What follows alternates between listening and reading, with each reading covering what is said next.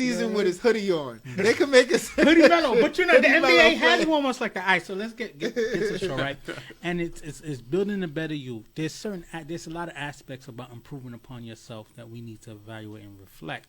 So there's the mental aspect, there's the financial health aspect, there's the emotional, spiritual aspect. So we want to have that kind of discussion. The first thing we're going to talk about mental health, right? Because I also feel like in two situations we're in, we're men, we're professional men, and we're black men, and I feel like we don't talk about mental health enough. It's a taboo, just like how we don't check our numbers and stuff like that. Mental health is something that people are afraid to talk about, so I want to have the discussion about mental health. I want us to tackle certain things. So what do you feel about mental health in the black community, especially as a man?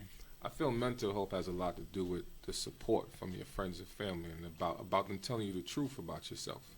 I feel in the black community, a lot of people fluff stuff and tell you what you want to hear, but it's not what you need to hear. And I feel that it doesn't shine light on the issue that the person may have. If you tell the person what they need to hear, then it makes them think a little bit like, you know what?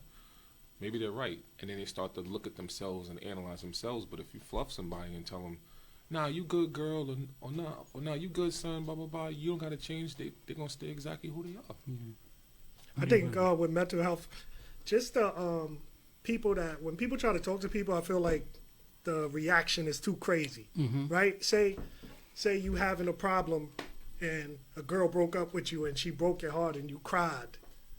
And, the dudes would be like, word? Yeah. That reaction is so crazy that it make you not want to open up. So you got to suffer in silence just because you're trying to keep up this image that I'm okay. No, it's okay to need reflection. It's okay to do self-inventory. Yeah. I feel like in our community, that term, oh, he's crazy, right? Like if someone's struggling to trying to figure it out and stuff like that, we label them crazy, we put them in the corner, and we just don't check on them no more. We stop being friends to them.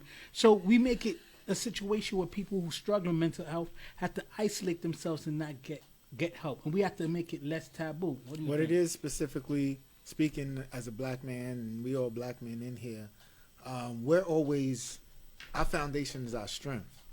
You know what I mean? We've been through so much, many, many years. Our culture, us as individuals even coming up, we've been through so much. We starting the race behind everyone else, and we pride ourselves on that strength. You know what I mean? Most of the time you say I'm strong, I'm strong, but admitting that you have a mental illness or something is messing with you is not a sign of weakness, and that's what we got to understand. It's seen as a sign of weakness, and it's I think that's what makes it difficult for people to open up and say I'm struggling with this, or this ain't right. You know what I mean? Or you got to talk to somebody. Like I've talked to a therapist before. I had issues, and I feel like it's always good to get another perspective. I speak to family and friends too, but that's a different response, like you were saying, than if you speak to a professional. But to piggyback on what you're saying, right? If we got to treat our mental stability as part of our health overall, right? Because if you having pain in your body, pain in your ankles, or you feeling kind of sluggish, you go to a doctor with no problem. You'll be open to say, yeah, I went to the doctor the other day, my ankle's hurting me, or my blood pressure and stuff like that. Our mind is one of our most powerful organs that we have. So why can't we treat our mind the same way? A lot of the people we look up to who are professional, who stuff like, they seek help all the time. And they talk about it amongst their friends with no problem. But that's a different upbringing. See, in our community, our upbringing was make fun of you if you have a problem. So we have to shut off all these things just to get back to zero. You see what I'm saying? Like when we talk about white people, right? But white people, they was taught different. It wasn't all about your physical strength or how fast you can run or being the best. Tell me what's wrong. Like that voice. You can cry. We don't get that voice. We didn't get that You voice. better dust it off. But you gotta understand it's generational, to really break it down. If you look at your grandparents went through a different era, a different situation than we did currently. They were told to be, they had to be strong in a situation where, something as simple as for the color of their skin, they couldn't do certain things. They were beat, they were abused, everything. So they built up such an armor that they bring it into the next generation, but they don't soften it to show them it's okay. And it becomes to a cry. cycle. And it becomes a constant cycle. The fathers, you can't cry, you can't be this, you can't be that, and it's like, but it's a normal human But reaction. that's why it's our turn. Yeah. Like I feel like it's our generation turn. We gotta take responsibility. Like the generations before us, they came here and learned how to speak English and came on boats in all types of different types of ways and made it happen. So when I think about just a generation ahead of me, like you came to this country and learned the language and succeeded, y'all did good. Yeah. So now I feel like it's our turn, and we got to do what we just talking about. And we have to use the one thing I want to say real quick that just popped in my head. Parents, talk to your kids. Take time away from your phones. Have a a Sunday talk, or every evening when you're in the car with your kids. Don't turn the music on and be concerned about that. Talk to your kids. Kids are always out there yearning to be loved from you. And you need to check in, right? Because a lot of times parents take difficult conversations and are hesitant to have them. If you don't have them with your kids, it's another knucklehead kid who's teaching your kids everything. You know what I'm saying? Like even my parents never had the sex conversation with me. You know what I had the sex conversation with? My best friend, other knuckleheads in school and stuff like that. You learning all kind of craziness from other people who don't know shit either, right? So we just trading bad ideas, misinformation, right? We got to be able to have the difficult conversations with our children, one, to help their mental health, two, to help their development, right? Because if you're not raising your kids, the internet or wild rumors is raising your kids. You know what I'm saying? That's a fact. So mental health wise also, it's just like, why are we, with the resources that we have, knowing that we have the resources, health insurance covers it, things like that, why are we hesitant to go seek professional help? Because it's like we said before, it's a taboo thing. You're supposed to toughen up. You're not supposed to cry. You're supposed to just take it to the chin. We all go through it. My grandfather went through it. You go through it. It's something that's just in our community to where we're not taught to really dig into our emotions. But that's the thing. You talk about, like you said, my grandfather went through it. So they talk about how difficult your elders and stuff say how it was for them in the past. So you like, oh, I'm struggling, mentally. Something is bothering me mentally. And they're like, oh, I had to do this and I had to do that. And you're like, I gotta be stronger. You know what I mean? Instead of saying, I need to address this and figure out how I can, be better mentally. Like, I got to be stronger. You're trying to live up. Yeah, you're trying to live up to them because they didn't do that. Like you said, it's a generational thing. They didn't do that. They wasn't seeking therapy, but it's a different time. And yeah, their struggles was serious, but the struggles now is serious too. It's just different. Yeah. We were just talking about that yesterday, me and Phil, about how the kids nowadays deal with depression and anxiety. We didn't deal with that growing up, heavy. It was bullying when it came to your clothes and everything, stuff like that. Yo, you got no Ralph Lauren, yo, this. Yeah. But with the kids now is on a different scale. They deal with the internet The social bullying media. and all this other stuff, and that's something to where your child could be going through something like that, and if you don't have that dialogue to tell the child, look, you're special, you're amazing, to have them able to vent to you and everything, that it's gonna eat that child up. My daughter got bullied on social media. Really? On like Snapchat. Yeah. Some girls, they did something. They had a pillow and they wrote her name on the pillow, and the girl was beating on the pillow. I wanted to go up to that school and strangle one I of was these going little to ask kids. you, what was your reaction? Yeah, The first one. but I had the to first stay one. calm and collected. And they wasn't going to do that because my daughter she's very tall for her age. She's like one of the tallest kids in her school. Yeah. But it affects her. She's 12 years old now, and dealing with that. So I was like, yo, I can't go up there. I'm gonna strangle one of these kids. But you got to take it as a mentality thing. You got to look at it to where, and I know it's hard as a parent to think that way, but you got to look at whatever age those kids are. They don't understand the major picture of everything as far as even support. They're like, well, that's my black sister. I shouldn't be being that way with her. It's not taught.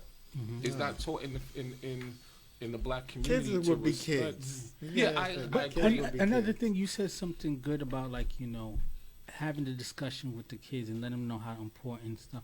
Like I always tell people, like, yo, you have to build your kids up. White kids grow up with the mentality that they can do anything, But they have nothing to break them down. Exactly. We come out of our house and have so many things against us.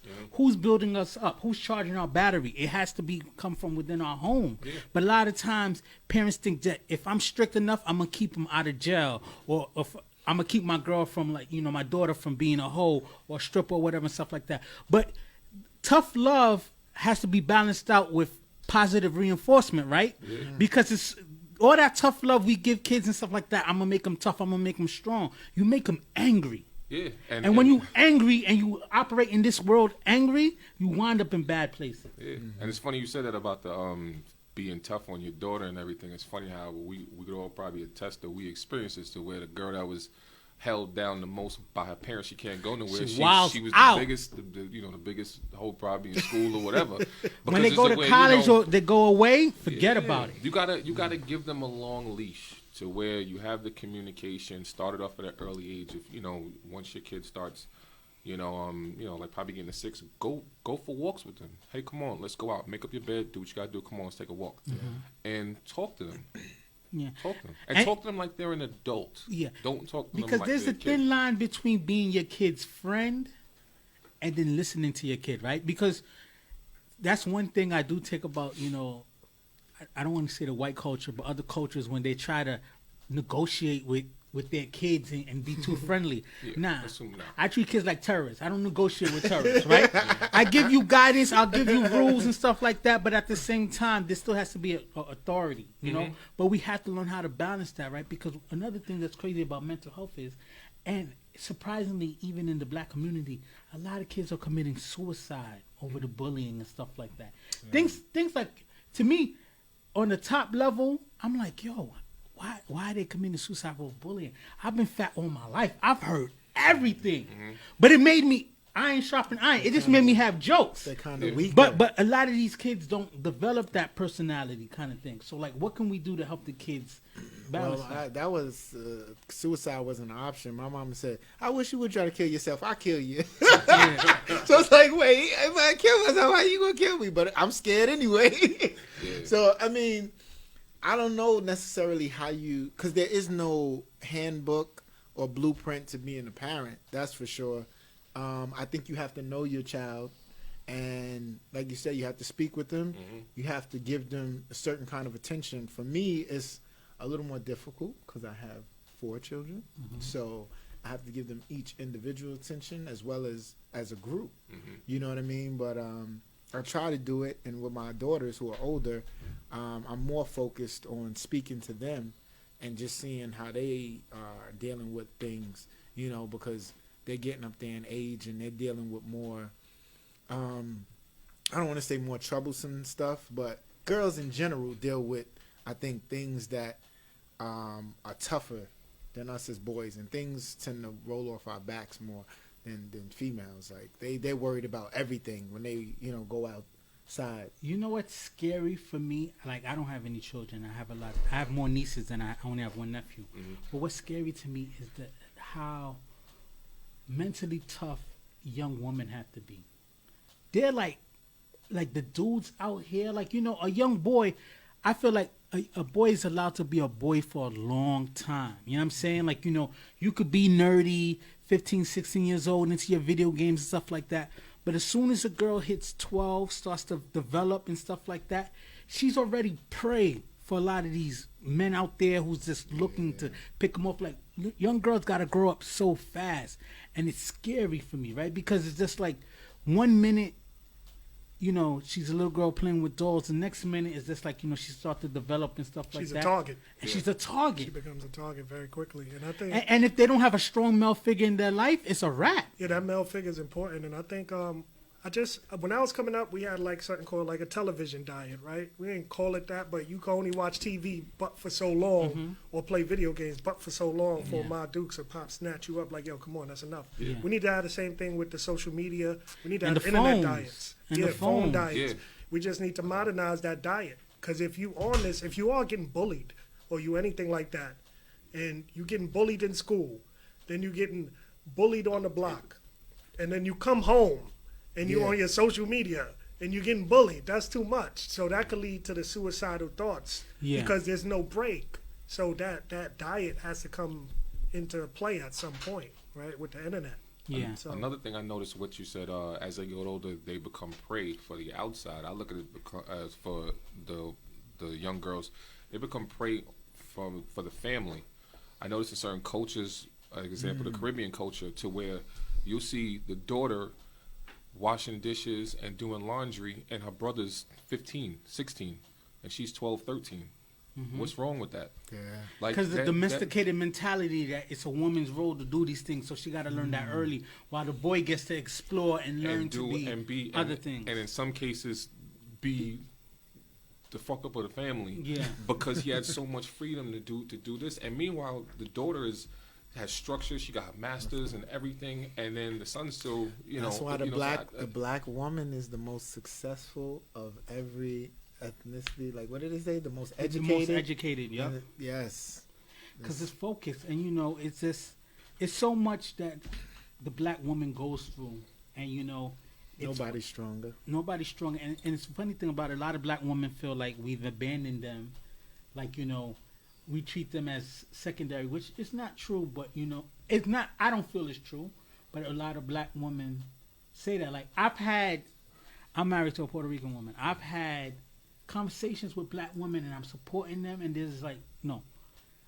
They said I lost my privilege to opine on certain things because I didn't marry a black woman. no, that's not how it goes. Yeah, that's not how it goes. But I tell you this because and it's crazy, right? Because these are people that I rocked with. I'm talking about I know 20-something years, and if I say anything, it's just like, nah, you don't get to say that because you didn't marry a black woman. Like I lost some kind of car, right? Yeah. Which is cool, and I noticed in that statement the pain that they feel, right? Because they feel like, what? Not that I'm this catch or whatever, but it's just like, what? They see me as a good black man, and I didn't snatch someone that looked like them up, and they feel like But they didn't snatch you. that's true. Yeah, That's the like- other side of the coin. But Yeah, but black women a lot of times feel secondary as far as what beauty is and stuff like that, and that's a mental health thing too, right? Because we don't. I'm not gonna say we like people in the room, but just society enough doesn't make that black girl feel pretty. Well, yeah, I agree with that. Just like with the whole Ariel Yes, the mermaid, Little Mermaid. mermaid Yeah. thing situation. going on for years. We've always had white people to look up to and everything, so you kind of lose value in yourself, because you don't see other people that look like you. The only time we saw it was Cosby Show, Family Matters, certain things. Another thing, and this isn't to knock black women in any way, I understand the reason why it comes off this way, but sometimes it's a lot of sauce that they may have in situations to where it shouldn't be. Like emotionally, they take on so much, and I understand.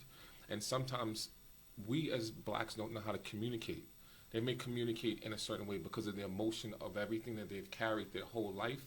And for us, men, we don't want to deal with it because of the things that we've carried our whole life. So when Nobody's they come in a communicating. certain way, it's rah, rah, rah. And then we're like, rah, rah, rah. And nobody hears anybody, and it dies out. And some men in certain fields, like you'll see athletes with sometimes white women, I feel there's two things. They communicate differently, not justifying anything, saying it's right, and also within that field that they're in, how many black women are within that field.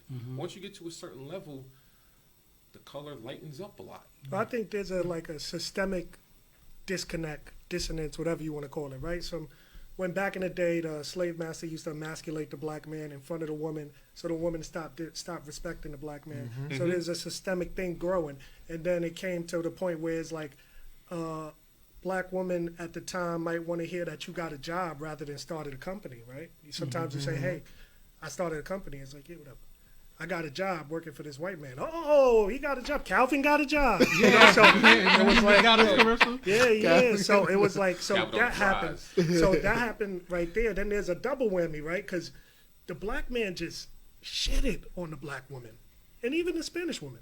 Just when the hip hop people became popular, How is that? What do you mean? I'm telling you, man, because The when you heard them just calling them hoes and bitches, growing up, I thought that was cool. I thought I was supposed to say, I've got some hoes over here. These are princesses and queens. Yeah. But we, from hip hop, at a certain standpoint, in the 90s, coming into the 2000s, all we said was hoes and bitches. And it was Hold on. I agree with what you're saying. Yeah. But then I will go back to this. People will treat you how they see you treat yourself. Right? And I know a bunch of women who, how do they talk to each other? Oh, yeah, that's my bitch. Oh, That's true. That's my, you know what I'm saying? So wait, that's your bitch? Yeah, but that's your bitch? I don't think it's. But don't let me call you a bitch. Yeah, but I don't think it's even. I don't think It's not as even. much women who interact that way as the way we leverage it onto women. And you got to think about how much at the time in the 90s, the music was the beat of a drum, a certain theme. You know, you had Snoop Dogg, Doggy Style, Chronic, all that. There was a certain drum beat with it all the time. And it built the black community to you know, it's like if I let you listen to love music every day for a year, you're going to be the most lovable dude, you know, after the year. If I let you listen to trap music all day, you're going to want to trap. Yeah. So it's like... Yeah. You know, you listening to it all the time. Of course, there's gonna be nothing to be like, yeah, bitch. So we're being We gotta programmed. stop letting the music we're raise actually us. being programmed. But There it you go. is. The it music is raised us because programming. we was The taught music it is was better to raising have us. 2 or 3 women rather than to marry one woman. Yeah. It was cooler to have 2 or 3 of them, so you shitting on that black woman or that Spanish woman because they were big in hip hop too. Yeah. So now they got so much that so once they see you, you starting from a negative again, right? So it's just like, I get it, and then it's like he said, we ain't even trying to deal with it. We like, yo, what you got an attitude for? And the attitude is the systemic. Yeah.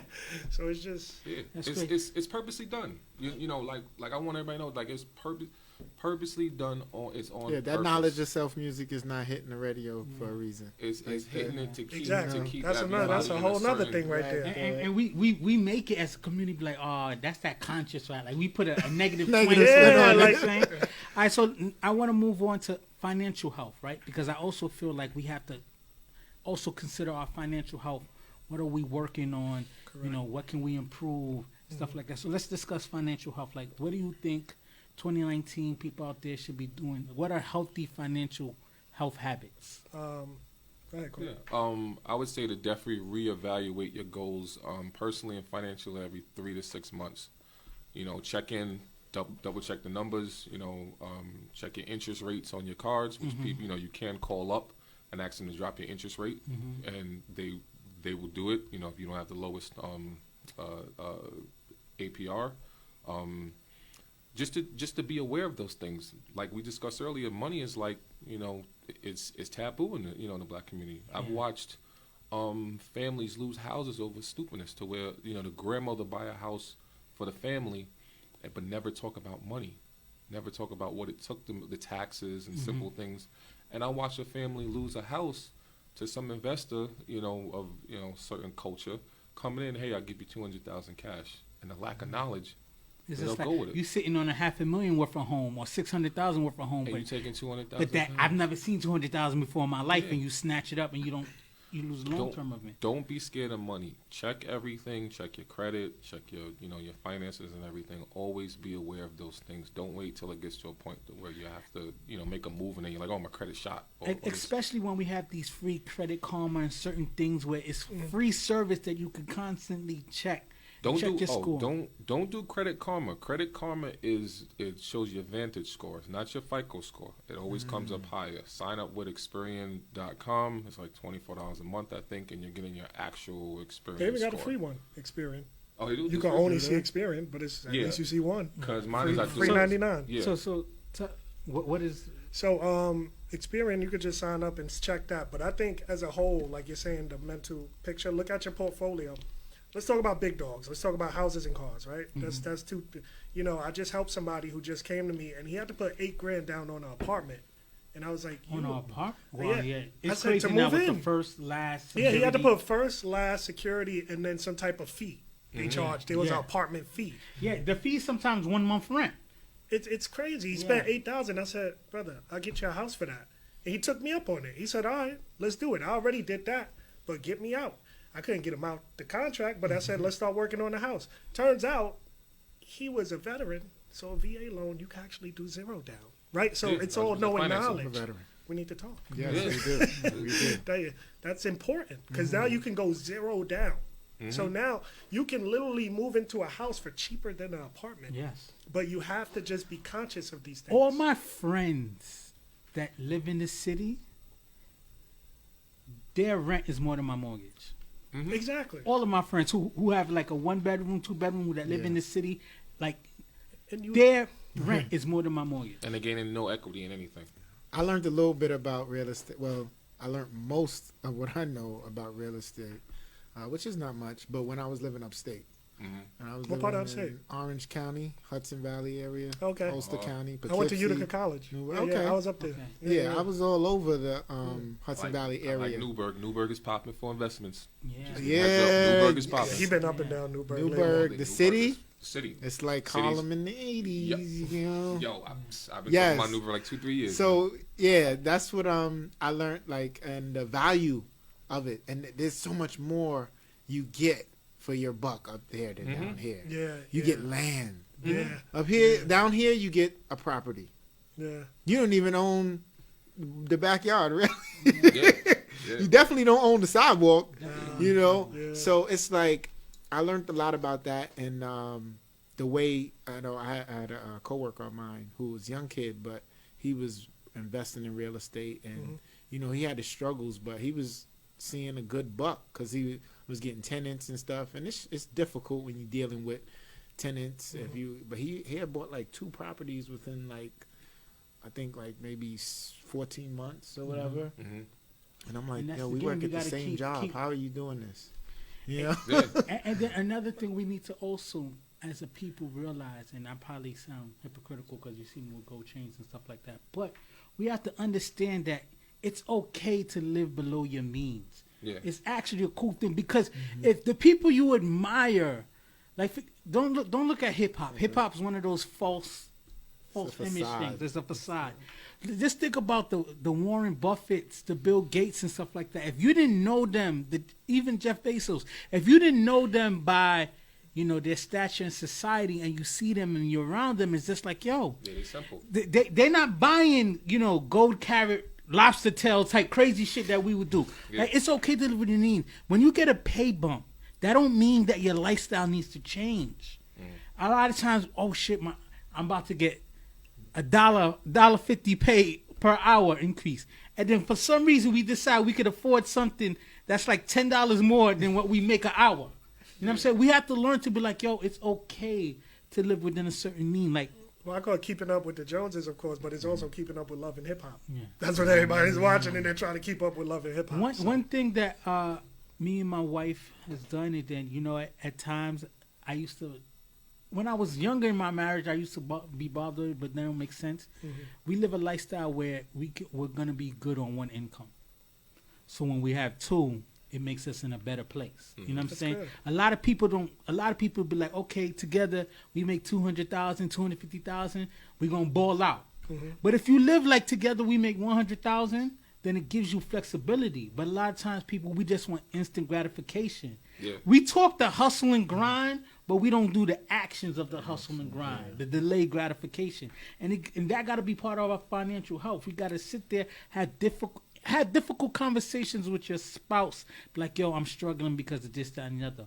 What can we do as a team to get by? A lot of times in relationships with financial health, it's 2 people competing against each other. We live in the same house, but we're Yeah. competing against each other. Yeah. What sense does that make? That make no sense. A lot of times we realize, like, yo, we spent years kind of like going back and forth trying to shine and shit, and we throwing away money that could have been setting us up to make us retire early and stuff like that. A lot of times we don't think about retirement till like it's like, damn, I retire in 5 years. What the hell have I been doing with my life? Correct. Yeah, another thing I realize we do is we don't give our kids a head start. White don't. America does it all day. When, you know, a black child turns 18, oh, you got to get out the house. Yeah. And now you're putting them in a situation where you're throwing them out to the wolves. You know, as white kids where they got $100,000 jobs and living with their parents all the way to their late 20s, building up so they can buy their first house. Yeah. And the parents will take equity out of their house to help them get their house, and that's how they build the No, wealth. that a lot of these kids don't have student loans. That's another thing I feel. This is just a personal opinion of mine.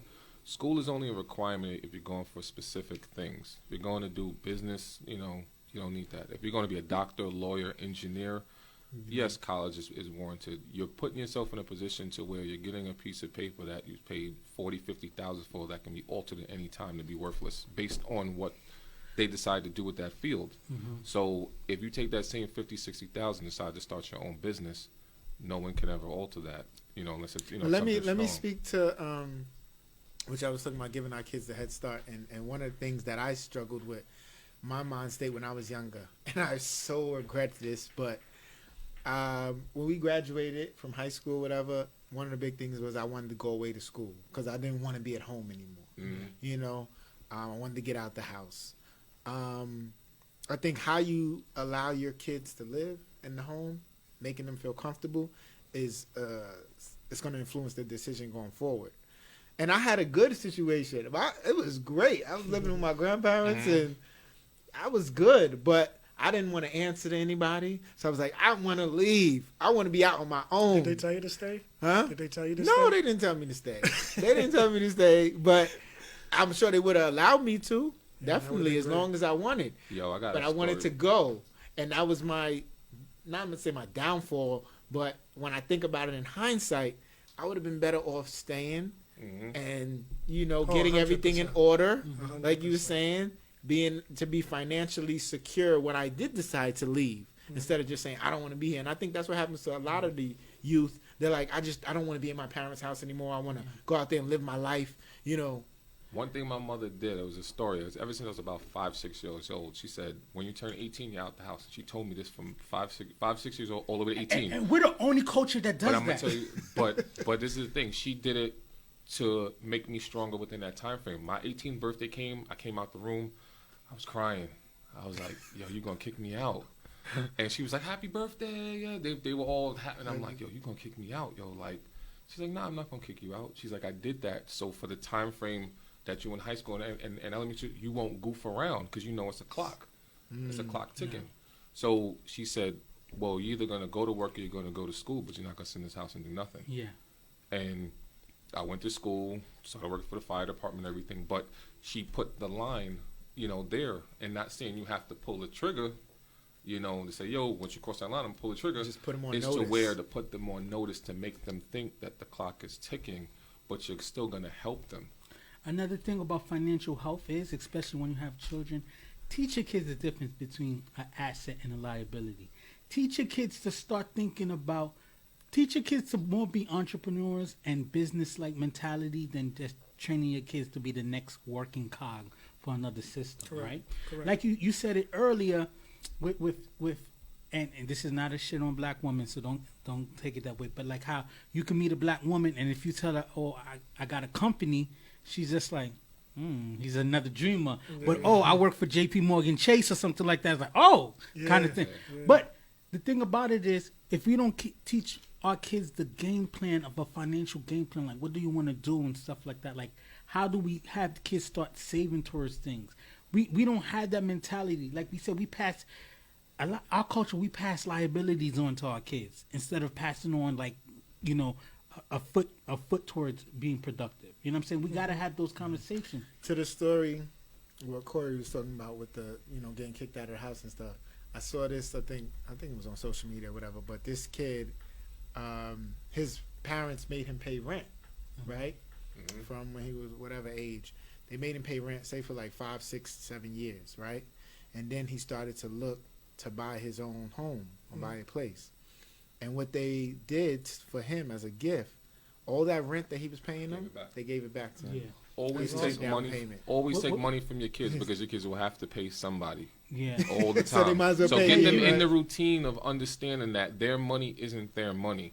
Even if they're working at McDonald's and they're 16, take something from them to get them in the routine of that. This gotta money pay isn't something. always yours. It's not going to be the way, yo, I'm going to go get The Jordans. whole and check I'm is gonna- not That your story, check. Exactly. what was the culture of that?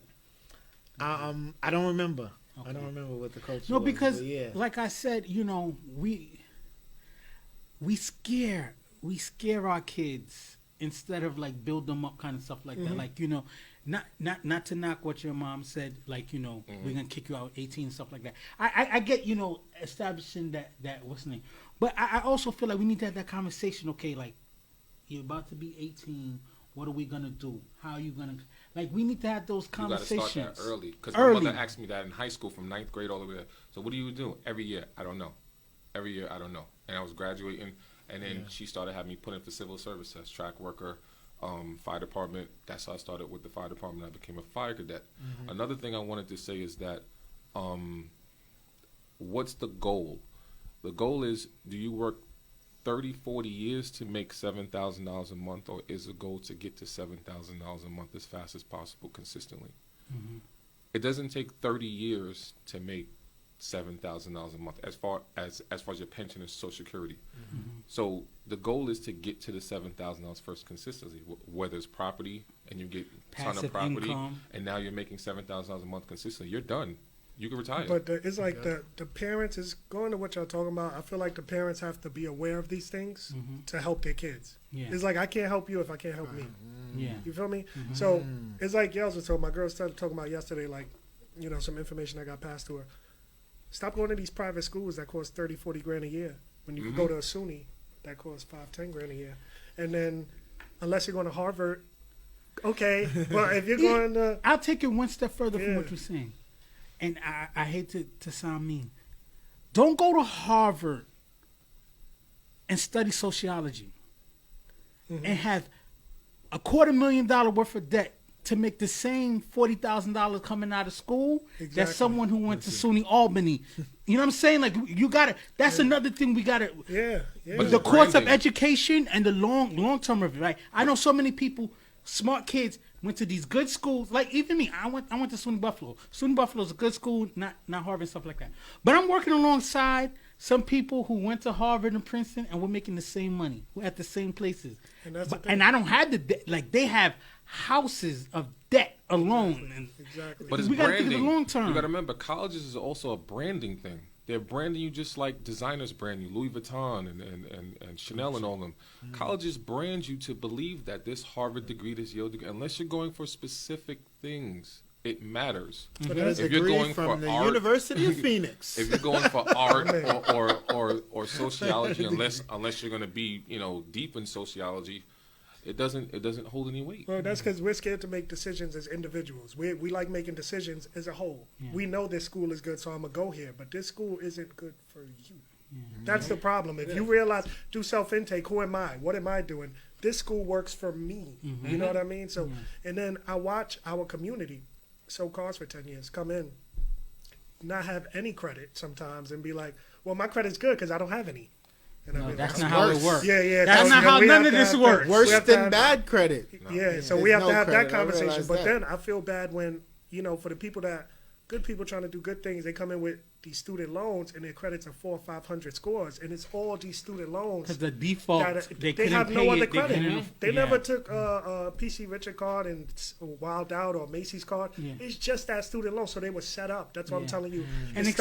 You got to especially- connect the dots. Especially when you went to this big ass school and then you couldn't find a job within 6 months, then the loans start coming in. The loans piled in, and now when you come to me with that credit, I'm allowed to hit you for 24% interest. It's not even in my best because the bank gets And paid. that's predatory, but that's just how it is. But that's why I system. say you got to connect the dots. Because if you don't know that from setting them up from going to that school, they're gonna come out, have that bad credit, pay that big interest for that car, can't get that house because the credit ain't all there, and now by the time they gotta wait till they're 40, now they produce as the older you get, the less you don't produce at a higher rate anymore. You know what I'm saying? So that's why I say we got to connect the dots when they're a kid from the beginning. Yeah.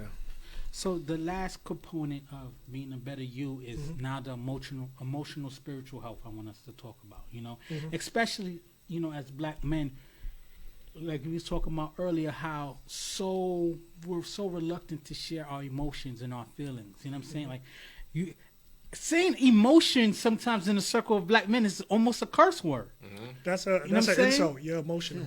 Yeah, or you in your feelings. Like Emotional. I'm Yeah, never yeah, in my yeah. feelings and stuff like Yeah, that. yeah, yeah. Or even the mentality that we're taught, like monogamy is another curse word, right? Yeah. Finding that one. Whoa, that's not a curse word. That's just a life choice. But I'm just, Yeah. I hear you. That's a smooth That- answer. But I'm just saying, America right? We didn't has grow up. conditioned us We didn't for grow that. up, right? Like The dude who had one girlfriend and only showed one girlfriend, that wasn't the dude people on the block looked up to. No, It was the dude in and out of every girl's house, like, yo, that's the dude who I want to be. But you got to think about that drum that was beating in the background that I discussed before. The music is beating the drum, just like back in the day. Nobody wanted to be a drug dealer. It was taboo to say in rap songs like, yo, hustle or whatever. Nobody said that. Now everybody says it. Yeah, it's cool now. Now I mean, I listen to the songs. It's like, yo, we still got a ton of crackheads out here, like 86 and stuff. So it's like everyone talks about it like yo, like back in 86, 87. But I'm like, it's 2019, like. Well, now it's cool to be a user, so everybody's users. So it's just that is the trend in our society that blew my mind.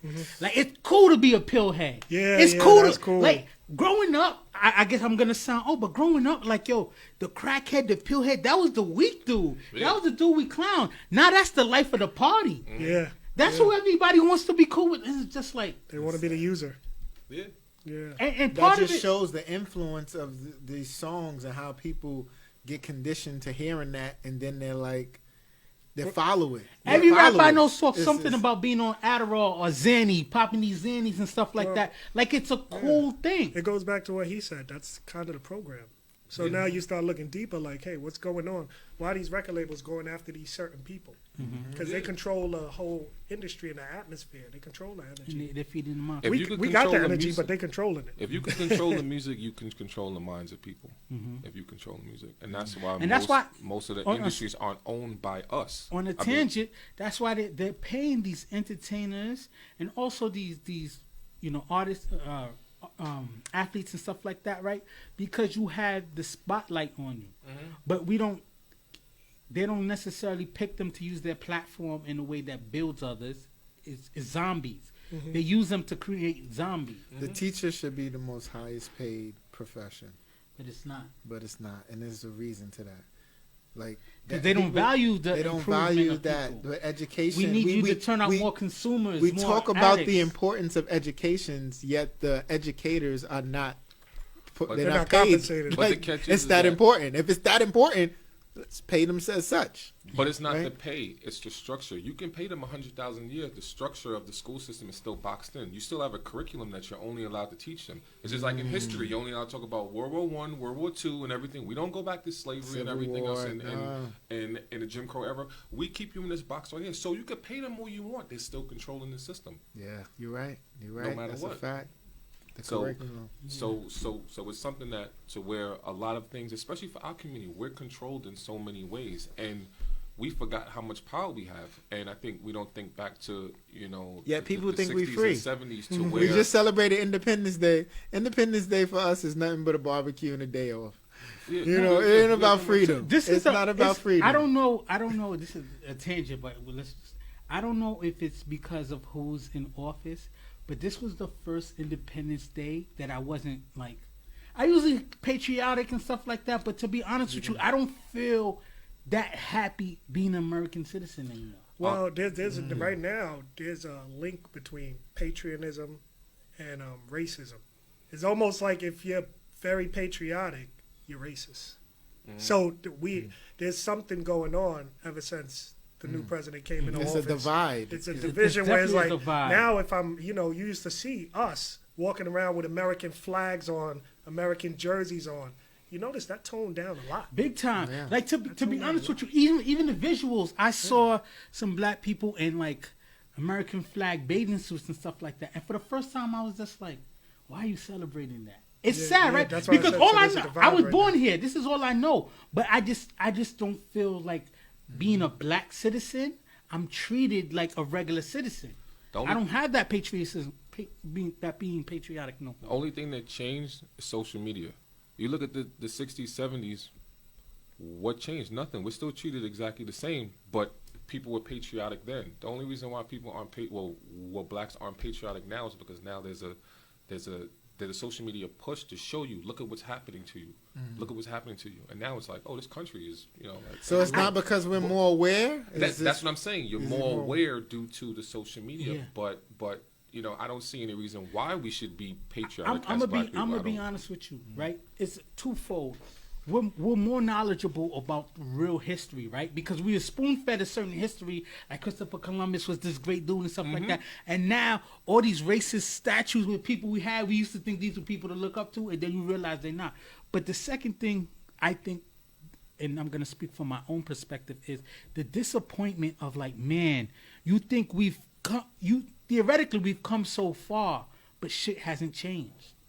You know what I'm saying? So to me, it's just like, damn, like, I get it. My parents, when they were younger, they would get beat up for being in a certain neighborhood because of their skin tone. And now you get shot really quicker for being a certain skin tone. You're automatically a victim. You're automatically not a victim, but you're automatically a threat Suspect. for being in certain circumstances and stuff like that. And you think, man, there's so many black millionaires, there's billionaires. We've done this, we've done that. You think you should be seen in a certain light, but you're respected not on a different level because of your culture stature and the advance we have made as a culture. You know, in the time that has passed, and you feel like, oh, you know, I should be looked at differently, but then there's some who they look at you the same. And that's what's disappointing. It's because we don't demand the respect. If you look at it to where look at culturally, they can't pull that stuff with the Jews. The Jews will shut everything down. But the Jews are still white skinned. But it's not even that. It's the unity but between. It's the unity within them. That's what it is. We haven't learned. It's unity. Like we'll want the country to respect us, but we won't unify and move as a unit together to make a change just for us. That's why they respect we've been them so much. That way, though. They respect them so much is because they move as a unit. There's not the divisiveness that we have in our community. You know, because if you see holes, you're going to attack those holes. It's a crap in the barrel mentality. Everything is cool until I'm looking at you eye to eye. Once you got to look up at me, yo, fuck him, yo. Well, my thing is, why is everybody? It's us. You know, it's us. Don't get me wrong. There's injustice on the other side that comes to us. That's a fact. But there's also, you come to our neighborhoods, the Asians got the nail salon and the liquor store. They got the Chinese food store. The Arabs got the deli, chicken spot, the chicken spot. Station. You know, the white people got the franchise, CVS or the corporate. You know, the Walgreens. And we all just breaking bread with them, not even thinking about We're it. economic zombies. Yeah. We're economic zombies. And we spend, what is it, $1 trillion a year? Yeah. Something crazy. Look at how much free advertisement the black community gives to everybody. You listen to every rap song they talking about, you know, Rolls Royce, talking about Gucci. Half the name brands I know only because of rap. They not even not because I grew up being able to buy it or going to those stores. I know it because of they hip-hop. not even paying you for it. And what does it do? It's just brainwashing your own community. Then they turn around and make the coolest monkey in the jungle shit, right? After we big up all these brands. So we're coming to the end of the show. I want everyone to say, okay, you know what, there's 6 months left in the year. Give us what you're going to work on for the rest of the year. And then we're going to end the show. For myself personally, it's just working on understanding my own emotions and being truthful with myself. I feel we aren't honest with ourselves in a lot of ways. We all know our flaws. We all throw them on the back of the stove like, yeah, we'll get to it. Yeah, we'll get to it. You know, you gotta try to tackle it as soon as possible within, you know, the next 6 months and try to really make a change. That's what's up. What about you? I want to work on a lot of independence. Like, I want to see my vices, and I want to make sure that I'm independently moving as a thinker as well. So, to be honest, I haven't drank in like 6 months. You know, because I was like, yo, I'm drinking too much. Yeah. So I just dropped it. And then independently thinking, like, I don't need to have this chain on or this watch on. You know what? I don't need this name brand car to basically say I'm this person. I'm okay with me. Have value. Right? Yeah. So validate. Independently, I'm working on that thinking, and then I'm also working on just moving independently as a whole, where I don't need so many things to generate income. I don't need so many people in the room to generate income. So those is like 3 things for me. That's what's up. What about you? I'm just gonna start to work smarter and instead of not harder. I mean, I'm always gonna work hard because it's just in me to work hard. But I have to work hard towards the things that I find the most value in, and not necessarily the things that just pay the most, or pay the quickest rather, because I think that's the issue that we didn't touch on. But we more about that quick dollar than that Delayed long term. gratification. Yes, That's a so- big deal. I like what you said. What you find value in. Yes, Yeah. exactly. That's a big Because deal. I think you get more of a reward out of that than any monetary value. Correct. So that I'm gonna just try to do that, and I'm pretty much gonna try to find not my emotional health, because I got a lot of emotional issues that I need to dive into instead of just acting out on. We was kind of discussing some stuff before the show about those kind of things, but I'm trying to focus on that and then just take it to the next level. I mean, so I want to work on one, like getting rid of the procrastination. I feel like procrastination is something. It's like that's my disease. I have all these brilliant ideas, and I'm just like, yeah, I'm gonna start tomorrow. I'm gonna get to it tomorrow. Want to build better habits. I want to be more confident in everything that I do, and like really grind out and really develop a discipline towards my goals. You kind of wait. There's a saying, opportunity towards the prepared man, and I feel like I'm letting opportunities pass by, but not being ready to jump on. I like these the confident opportunities. part. The You know what I'm confident saying? part probably is leading to the Yeah, procrastination. So, and then continue to just like realize, and like you said, want to work on multiple streams of income, but it's really just like using the talents and the gifts that God's given me, and be confident about it, and not humble or maybe I should be patient. No, so you got to strike it'll make it happen. while the iron's hot.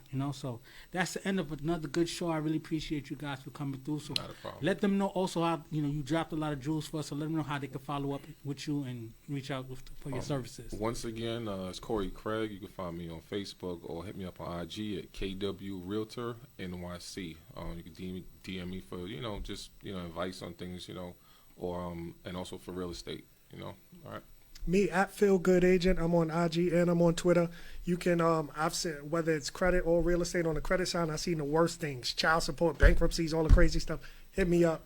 We got a path for you to go. Real estate, definitely. I seen zero down. I seen a lot of money down. I seen bad credit. We put you in a place.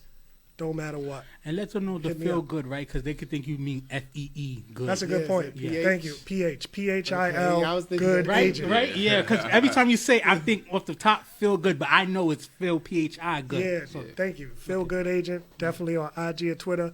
DM me. I'm not shy. I'll get back to you. Okay. Can you give a shout out before we head out? Shout out to all our listeners. Simple as that. Appreciate the support. Keep listening to Views. We trying to put you on. Thank you to our guests for coming today.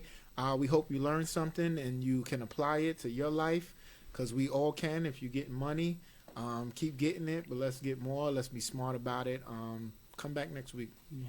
So, like, it's less than 6 months to the year. It's about to be 2020 in less than 6 months. Don't that sound crazy? Crazy. Like, remember Back to the Future? Crazy. Those numbers sounded crazy. Like, where's my flying hoverboard? Where's my DeLorean? You know what I mean? Yeah. But I want to say, like, don't waste any time. You never know how much time you have on this earth. The biggest waste is that dash between when you was born and then when you die. So that dash is your life. Live your life. Chase your dreams. Do everything that you got to do, and don't be scared. We out. Peace. Views! Views from the friend zone. I'm trying to reach the end zone. You think I'm kinda sweet and you wanna be friends though? It's cool though. Just don't try to play me for no fool, yo. Views from the friend zone. I'm trying to reach the end zone. You think I'm kinda sweet and you wanna be friends though? It's cool though. Just don't try to play me for no fool, yo.